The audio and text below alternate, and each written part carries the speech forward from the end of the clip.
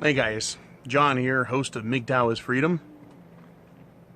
I just got done recording the sirens video, and I still have some stogie left, and I still have the desire to drink a little more scotch.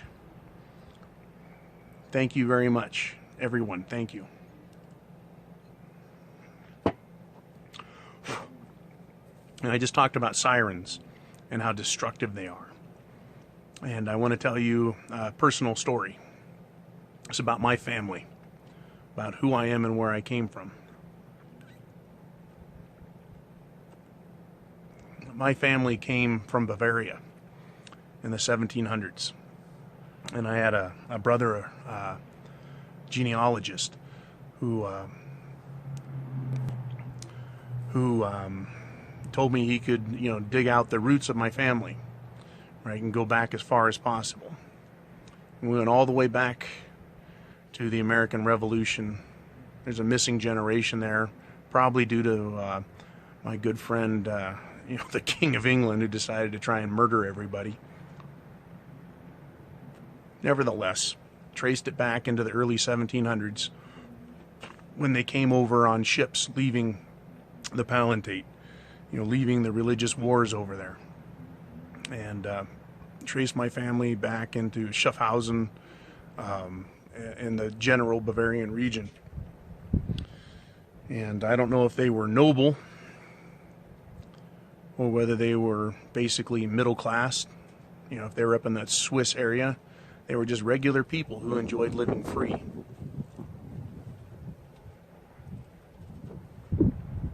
But war and conflict and religion caused my family to leave that area. And they left for,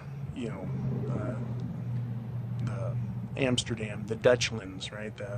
That area. That's where ships were leaving. That's where they could sign contracts with William Penn of Pennsylvania fame, where his agents would sign people up and say, if you come to America, right, and work as indentured servants to him, they could have land and start living a life of freedom.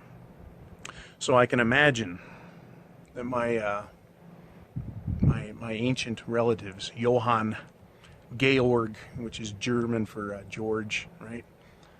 They left. The name was Keck. It got changed, of course. When you get to America, they always fuck things up.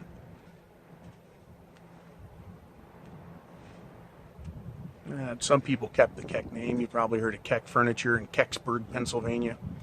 Anyway, the Kecks, they did well enough. And my great ancestor, his name was John. He accepted the American version of Johann. And he ended up leaving Pennsylvania and heading west, right, because they wanted more freedom. He wanted freedom.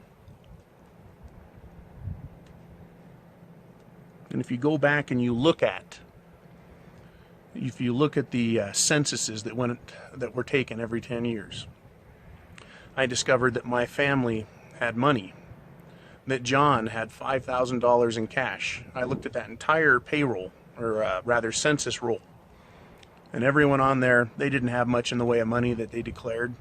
But old John, he had $5,000. Who knows how much he really had, but that's what he claimed. And why would he do that? Maybe he had 10, maybe he had 50,000. He claimed a little bit because it was known that he had money. But he didn't want to stay in Pennsylvania. He left, right? The family left, or portions of the family left.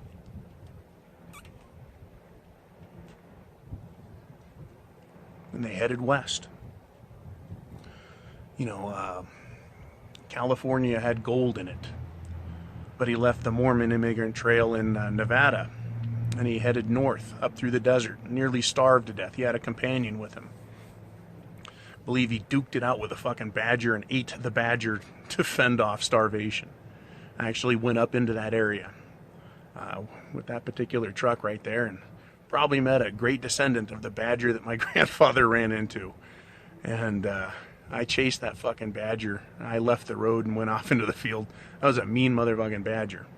Right, he turned on me. Whew. Almost got into it with him. Anyways, that was a funny little story that day. Anyways, John, he left the idea of striking it rich with gold, and he became a merchant when he settled in his town up in Northern California. And he became a cattleman, a rancher. And he worked his ass off. He married a German girl, German woman. And as Germans tend to do, and the Irish marry Irish, and the Scots marry Scots, and so on and so forth.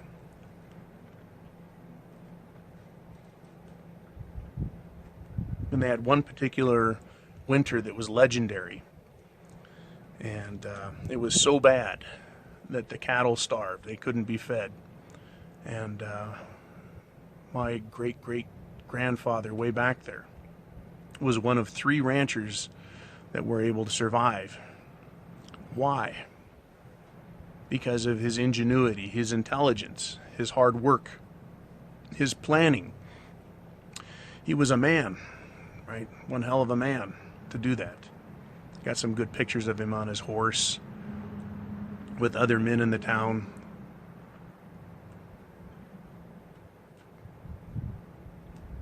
So you go, John, why are you living in a fifth wheel? You ask me, John, why do you live the way you do? Why aren't you rich? Why aren't you wealthy? Well, my great, etc. grandfather, his first wife died, and he remarried. He remarried a woman. Her name was Annie Morgenstern, a German girl. He was in his late 50s, early 60s. I can't remember at this particular moment. He ended up marrying this girl named Annie Morgenstern.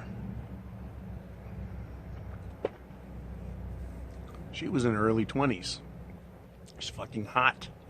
Good-looking blonde.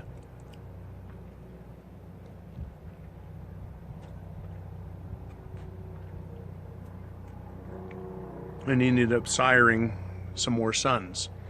That's whom I'm descended from.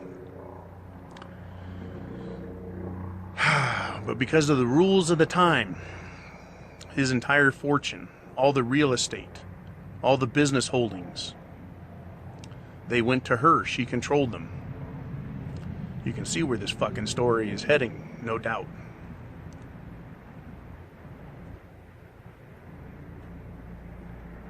All that money, all that wealth was put in the hands of a woman. A woman who didn't make it, who didn't understand it, who didn't respect it. There's a family joke. And all good jokes, the very best jokes, are based in truth. The joke was that when Annie Morningstar's automobile, car, when it ran out of gas, she'd go buy a new one. A new car.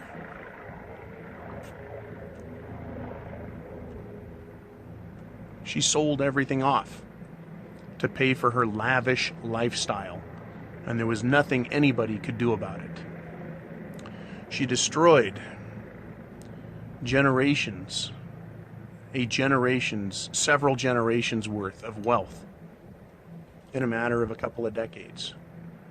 My grandfather owned 2 airplanes, right? Because of his share of the fortune that went to him.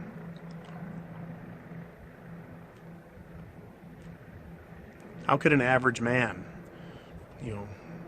back in the 40s, afford an airplane? In the 30s, my grandfather fought in World War II in the Pacific, right? But his share of the wealth was the last of it. It was the last of it. Thousands of acres lost. Business lost. Sold off so that a woman could live in luxury and comfort to the end of her days.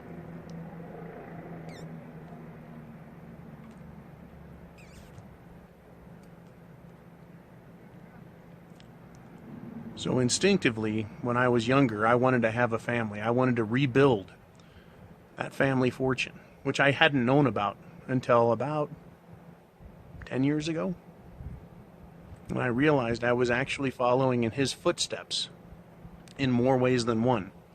I was wanting to recreate that powerful dynasty that was based on hard work and a sharp mind, good decisions. But unlike my grandfather, I was never allowed to build it. It was destroyed as I was building it. Right? There were plans that destructive women had to steal my wealth from me. And just like my wealth and my father's wealth and my grandfather's wealth was destroyed before they even got it, my son's wealth was destroyed before I even had a chance, right, to make it grow greater.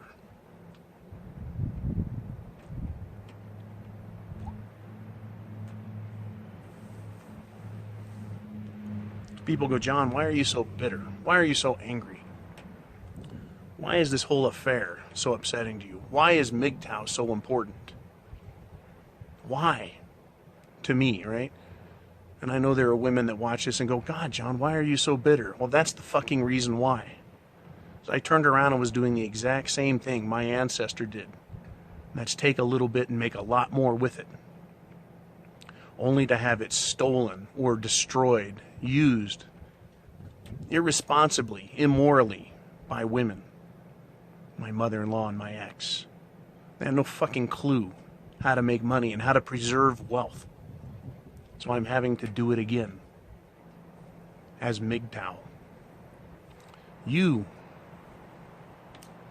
as Mgtow men, have that same opportunity to put your muscle and your mind to work, to build a fortune if you choose. To build a dynasty is the dream, to have sons, right? I had visions of being a great patriarch, right, of reestablishing my family, not as nobility, not as the super wealthy, but just as a good man with a good family and his good name. So when I had my money stolen from me, what else was taken? All of my effort, all of my care, right? My good name. My ex-wife tried destroying. And so I know the best way I can live is as inexpensively as possible, but also as luxuriously as possible. Yeah, I live in a fifth wheel, but it has all the trappings, all the creature comforts of a major home. In fact, my fifth wheel has more square feet in it than my great-great-great-great-grandfather's whole estate in Pennsylvania. It's just a tiny house by today's standards. But compared to where he started, it's exactly where you need to start. Living a minimalist lifestyle and building your wealth. It is so foreign as a concept in this world today. That's totally foreign. You're supposed to go out and bury yourself in debt, women tell you to do. Buy the fanciest car as possible. To buy the biggest house and go in debt and try and pay it off over the next 30 years of your life. And to involve the decision-making process with the woman you share your life with. Mistake, mistake, mistake, mistake. What a fucking mistake. All of that is. All of that's a huge mistake.